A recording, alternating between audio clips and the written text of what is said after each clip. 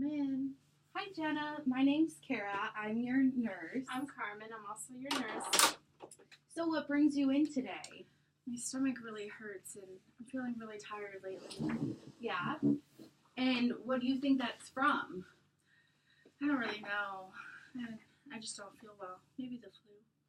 Yeah, I heard that you are a type 2 diabetic. Oh, yeah, I guess. Do you feel like your diabetes is pretty well controlled? Oh, yeah, it's really greatly controlled. Do you want to see my numbers? Sure. They're so good. You'll be impressed. Let me take a look. Yeah, these numbers show that your glucose is in a normal range. Yeah. And that normal range should be between, 70 to 100. Oh, yeah. So that looks good. However, we did get your A1C. What's that? Test. So it shows us about how well your glucose levels have been over the past few months. Like it shows how we've been controlling it over the past 3 months. So what we're concerned about is that your numbers don't match with your A1C percentage. It's not under 9%. It's over 10%. So we would like to give you a chance to explain that or tell us what's going on. I don't really know. I mean, there's no reason that your A1C is so high. I don't know what you're talking about. I mean, my numbers are good. I wrote them down. Can you tell us about how your average day meals look like? Can you kind of walk us through an average day? Well, for breakfast, I like eating like lots of pancakes. Those are my favorites with like a lot of like syrup, and sometimes my mom will make waffles or something and I'll put lots of powdered sugar on it. It's really good. Have you tried it? It's delicious anyways. For lunch, sometimes in like the cafeteria they have a lot of pizza. I love pizza. Pizza's my favorite. And let's see. With lunch I usually have like a soda, like a Coke or something. That's really good too. For dinner, my mom likes to make us a lot of vegetables, which are really gross. I don't recommend them. And then my mom doesn't let me have dessert anymore, but I still like dessert, so I have a bowl of ice cream or two. So does your mom know how you've been eating, or do you just kind of hide it from her? Well, she tells me I need to eat healthy, but my diet's fine. It's okay. I don't need to change it. Have you been educated on a diet for diabetes patients? Kind of, but I don't really think I have that, so I just kind of stick with the diet I have. Okay, so we ran a few tests on you, and it looks like you have diabetic ketoacidosis. What's that? Doesn't sound good. So diabetic ketoacidosis is when with diabetes, your body's not producing enough insulin, or it's not, the insulin that you do have isn't effective for your body. So instead, since your body's not getting that insulin it needs to transfer sugar into the cells of your body starts breaking down fat instead. And while you're breaking down the fat, what happens is that your body produces ketones, and your blood becomes more acidic. And once you have so much ketones built up, you can develop diabetic ketoacidosis, which the doctor I know came in and spoke to you earlier about. So you have been diagnosed with that. And what has caused it is your diet. You're not controlling your diabetes through your diet. And I know you were prescribed metformin. And have you been taking your metformin? When my mom watches me take it, I do, but otherwise I heard you can get really fat from it, and I don't really want that, so no. Okay, so that's what has caused your diabetic ketoacidosis. Instead, it sounds like you eat a lot of more junk foods and not very many things with a lot of nutritional value, um, we can actually set you up with a dietitian consult so they can, kind of walk you through what your daily diet should look like. And it doesn't have to be all, gross foods. There's a lot of stuff that you can eat that are very good. You just got to be a little more mindful. You can't have pizza and chips and pop, for every meal all the time. You're going to want to eat more proteins, and you can have carbs and all that. You just got to, have a little more moderation and, add some fruits and vegetables in there. We need you to understand that this is not just something that you just get away with by doing whatever you want on a daily basis. You have to take this seriously so you can avoid complications. Because right now you're already going through the stages of complications with ketoacidosis. And the more you don't take care of it, the more complications you will have later on the road. And we don't want you to get more sick than you are. So you need to take this seriously and do everything you can to control your diabetes before it gets too late and it's going to get worse. Yeah, worst case scenario, you could die from this diabetic ketoacidosis, and it can be fatal. So, it's important that you do listen to what, your doctors and us and your dietitian says. So, you got to keep that in mind. It's not the most convenient thing. But we want you to be healthy and you have a long life ahead of you. So if you can take care of this now, you will be much happier down the road and much healthier. So we are going to do a quick assessment on you. We just want to take a listen, kind of grab some vitals and stuff. Okay. So I'm just listening to your heart so you can breathe normally.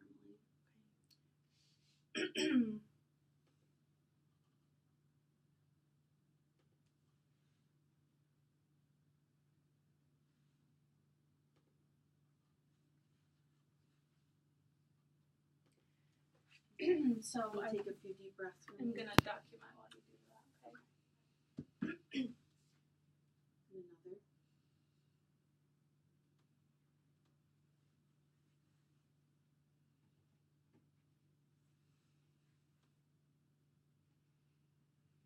I'm going to take a listen to your back.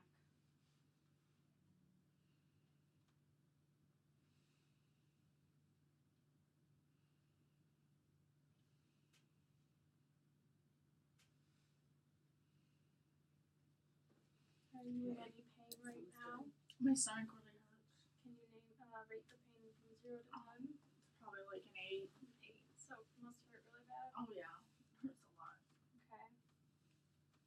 Can you describe the pain for us? Is it kind of an aching or shooting? It's more like aching, like a really bad stomach ache. Okay, so is it up here or more down in the belly? It's both. Okay. It's everywhere. 98.8. Okay. Sometimes with diabetic ketoacidosis, you can have some excessive thirst and frequent urination. Have you been experiencing any of these symptoms? Oh yeah, I'm thirsty all the time. I usually drink soda or pop for that. Yeah. It's delicious. So we're gonna want to tell you to start drinking more water instead of pop. Drink like fruit juices or anything that low sugar. But water would be the best thing to drink on a daily basis. Yeah, and you also, if you have tea or something, you can add artificial sweeteners to it. So, it's not just bland. There's plenty of things like Crystal Light that, you can put in your water so you're not just drinking water. Can you go ahead and squeeze my hands for me? Also do pulses and Okay. Look at your blood pressure.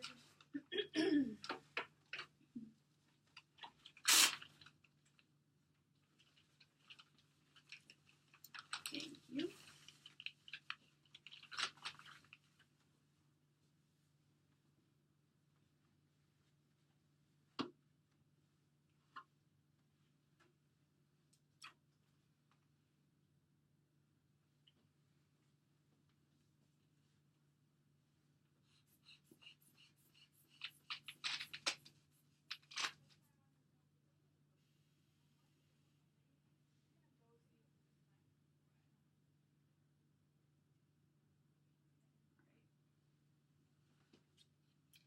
120/82.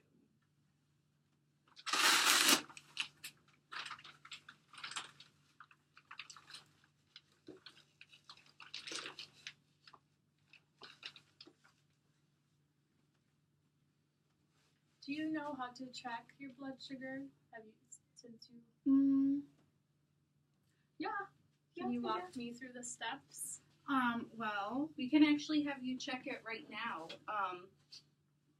Just, kind of show us if you could. Oh, okay. I don't know what that is.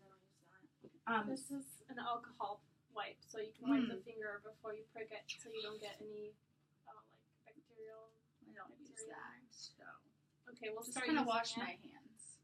Okay. Just, lots of water. It's important that you use the alcohol. It's just a quick thing. Just, rip it like that. And and then you let it dry for Okay. So at least 15 seconds. I take this little thing. And normally I just do it wherever I want. So today I guess I'll just do it right here. So you're going to want to do it in your fingertips. On my finger. And you can That rotate hurts. fingertips. Probably won't hurt. If you do As it on much the as that. side of your finger, it will hurt less. Oh. Okay. Yeah, I did it on That's where the middle of it. That one really hurt, so I stopped doing it there. Yeah, right. we could So on the do it side. more on the side, and it should hurt less. And then, And then what I did was, I don't have my little lancet, but I put it really on there so I can get a good amount of blood. And that one really hurt too. But then I normally just wipe it off like that and then put it on. No. So okay. No, so let me don't tell do you that. a better way to do it, so that you Okay. don't get anything inside the bloodstream. Oh. You're gonna, after you wipe it and you prick it, you're gonna squeeze a little bit, and then take that alcohol wipe and wipe that first drop of blood off. Okay. Then you're gonna squeeze again, and then you're gonna take the meter Mm-hmm. and put the strip right next to it and let the blood come on there. Okay. And after you're done, you can push on the what is it called? You Push can on just your hold finger, gauze yes. to it. Okay. So And you it stop should the should bleeding. stop bleeding. Okay, so if you want to take the lance and the. Okay. So use my little alcohol wipe. Don't blow on it. Dang it. So you you don't know, want to introduce any more bacteria. Do it then. again. so your Alright. goal should be try not to get any bacterial stuff inside your bloodstream. Just hold it like this for a little bit. Mm-hmm. Okay. And then just on the side like this. Mhm. So don't press like that. Just Just keep it lightly. lightly on there, and then push really hard. Okay. And then I get the blood and then I wipe it again. Mm-hmm. It kind of stings. You'll get used to it. It's not going to be that bad. Just And like then, that. Yep. As soon as you hear the beep, you know it's going to start counting down All right. 20 Yep. to 30 seconds. And that was really good. Yep.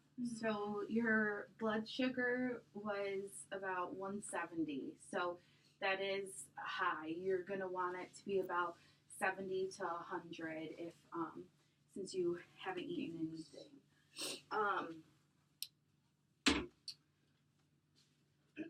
I'm just going to take a look at your eyes.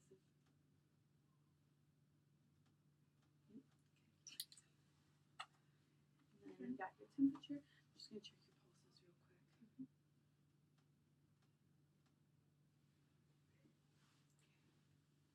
And then, do you want to lean back for me? I'll listen to your stomach real quick.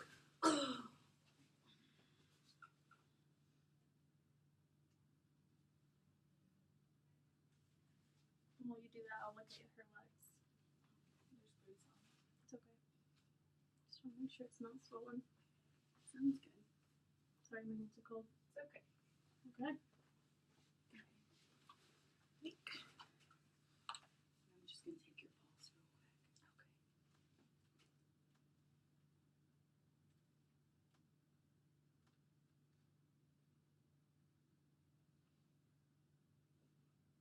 How much do you currently weigh? Do you know? No. They took it in. They took it when I got in here, Okay. but I'll just I'm get not that too from sure. them. Okay. I don't like knowing that. Okay.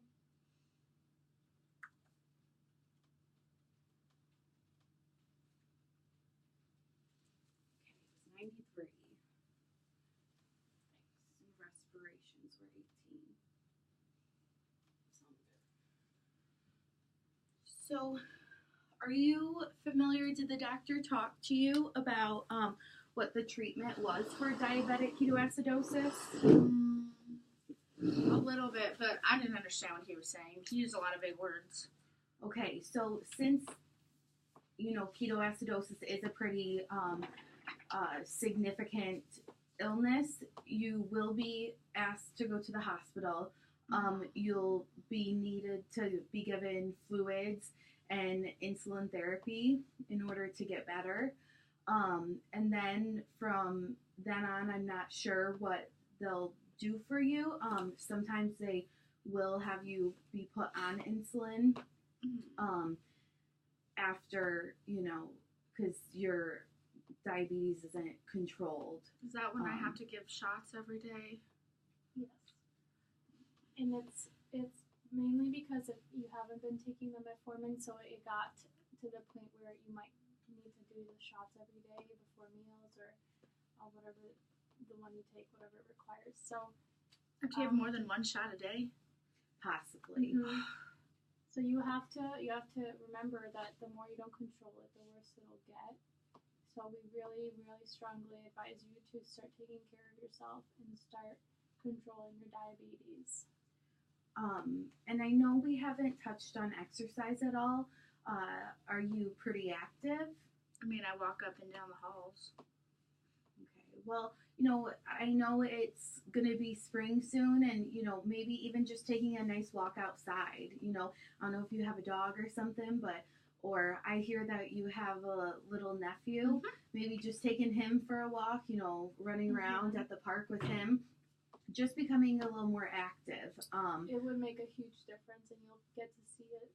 Once you start being more active, you'll see changes in your body and how you feel, most importantly. So, do you have any questions for us? I don't think so. Okay, so we know that your mom is in the waiting room. We will call the hospital and let them know that you're coming, and then we'll have your mom take you to St. Joe's, and you'll get the treatment there that you need. Okay. Do you have any other questions? Okay. Nice meeting you. Nice meeting you. Nice meeting you.